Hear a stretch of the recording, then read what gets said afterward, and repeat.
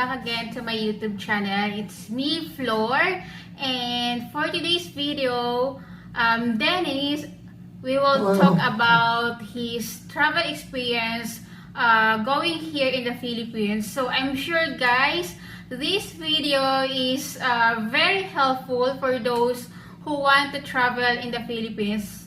But before we start, please subscribe to my YouTube channel and give a thumbs up if you like this video, and of course don't forget to click the notification bell to be updated for my upcoming videos. So let's start the video of the travel experience of Dennis.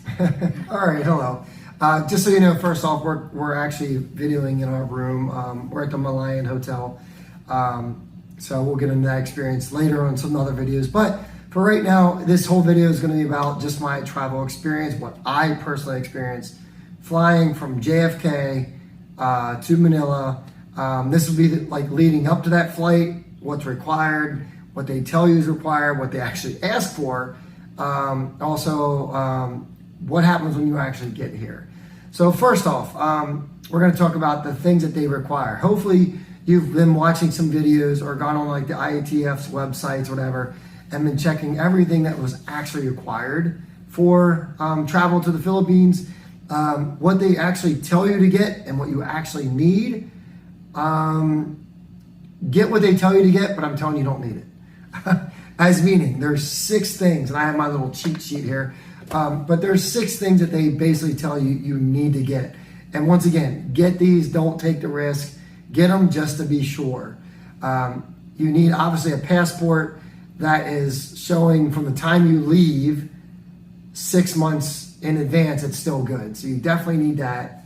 You need your round trip ticket or a ticket that is showing that you're leaving Philippines within 30 days. It's one or the other. But you definitely need to show that. You need travel insurance. That's a third thing that they require you to do. You need a RT-PCR test or an antigen test, which is weird because no one talks about a PCR test, which is the exact same thing as an RT-PCR test. And for me, I tried to go that route first. But let me get to the other 2. You need your One Health Pass. That's just go to onehealthpassport.com/ph or something like that. I'm sure you could easily find that link on some other videos. Once again, I'm just trying to tell you what's required. And then what was the last thing? Travel insurance. Oh, and your vaccine card. Which, by the way, you're going to need your vaccine card a lot. Even when you're here, you're going to need that. So those are the 6 things that they tell you that you actually need. Now, for me, once again, I mentioned about that RT-PCR test or the PCR test. If you're from America, obviously, and you're looking at the RT-PCR test, that's not covered under insurance. At the airport, or in my area, I live in the Baltimore, Maryland area, you can go to Health Passport, and it's like $250 for the RT-PCR test. It's outrageous. It's all about this. So I know you can also do a PCR test, and by the way, they are the same thing. The RT just stands for rapid test. And your insurance may or may not cover for that. I tried to do a whole thing with that, and it worked at first, and then until it didn't. And what I mean by that is, I went and got a PCR test done the day before. It says it should be back within 24 to 72 hours, and all day long I'm stressed out about it, waiting for this result to come back because I didn't want to spend $250 since the RT test or the PCR test was free. So I think I was like 30 hours in, 34 hours in or so, and the results still were not back, and it was pretty much time for me to get ready to go to JFK Airport from Baltimore. It's about a 3.5 hour drive, so I'm freaking out after work. I'm like, oh, what do? I try to call the One Health Pass, or the Health Passport. They weren't answering their phones, even though the lady said, call her. So I had to actually drive to BWI Airport and get this RT-PCR test. And just like I told everyone what happened, I go and get the RT-PCR test. I pay for it, and waiting for about a half hour, about 25 minutes in, I get an email. And what do you know, there's the negative results. My free results were there. after I just paid $250. As they say here in the Philippines, sayang. Yeah, sayang. It's a waste. I'm laughing about it. I was very about it when it happened because that's a lot of money. Yeah, it's a lot of money. It's a lot of money. $150. A lot of money here in the Philippines. It's a lot of money in America too. For most people, that's a lot of money.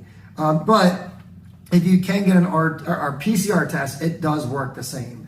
It's both laboratory tests, so it will work. Now, as far as what they actually asked for at the airport, for me, they did not ask for all 6 things. They asked for the One Health Pass. So I had that. It takes a little while to fill it out. So make sure you get that done in advance. But it makes no sense filling that out until you actually get your negative results, because you got to put in your negative results. So they did ask for the One Health Pass code. So I had that on my phone. They asked for the negative RT-PCR test or an antigen test. I had that printed out. They want to see that. I would assume an email would work just as fine, but I had mine printed out because I waited for it. And then the other thing they asked for was my passport.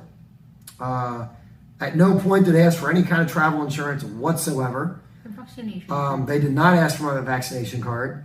But then again, that's already, you put that in on your One Health passport. Yeah, the travel insurance wasn't done. I mean, that was pretty much it. I mean, they asked for those 3 things. It was the One Health Pass, which has all that information on. You had your negative RT-PCR test or antigen test, and then you had to show your passport. And that was it. I even heard mention about a Trace app or something, or Trace app or something like that.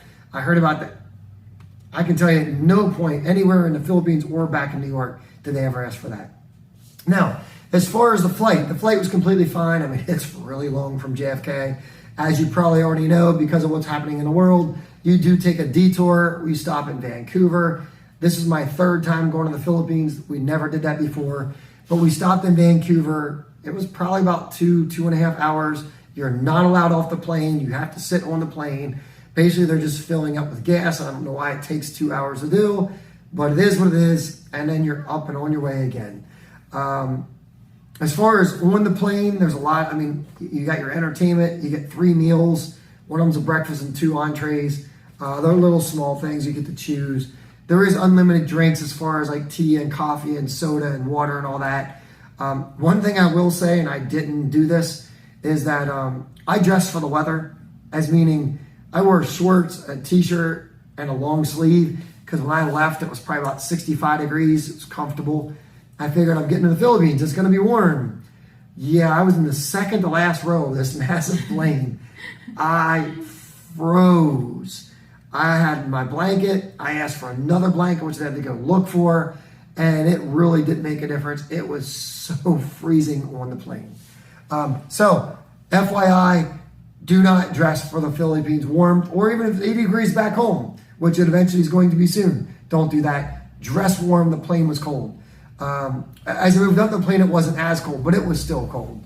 All right, so now, when you get to Manila, the check-in, all right, no problems. No problems at all. I was actually, from the moment I landed and got to the actual customs and immigrations, I was in a very short line for my plane. I bet I was through that line within 20 minutes. What did they ask for? Let's see, I have it written down here. They asked for your ticket voucher. I guess that's their proof that you're leaving within 30 days. I don't know. They never asked for that. It's just a ticket voucher that says I was on this plane, which is weird because I just got off the plane. It was one way of going to the immigrations, and they asked for your ticket voucher. Like I could have jumped in line somewhere else. I don't know. But they asked for that. What else did they ask for? Your passport. They do ask for that. And then they have you fill out these custom papers. There's 2 different things that you have to fill out for customs. On there, it does ask you about your vaccinations. It asks you about your time to get there and your time you're leaving and stuff like that. But once again, travel insurance, no one even mentioned it. That Trace app, no one mentioned it. The One Health passport code thing, once you're getting outside of JFK, no one asked for it. So that's literally all they asked for the whole time. The insurance proof, they didn't ask for that either, when you were there because they already checked on that. When you actually no, they didn't check for that. No, they never once checked for my insurance either. Not one time did they ever check for ask for proof of insurance. So yeah. Anyway, there was my travel experience. I don't know if yours will be the same, but hopefully that helps you out. Once again, it's a very long flight from JFK. It was about 20 hours. Dress warm. All right, anything you want to add? That's it. Yeah.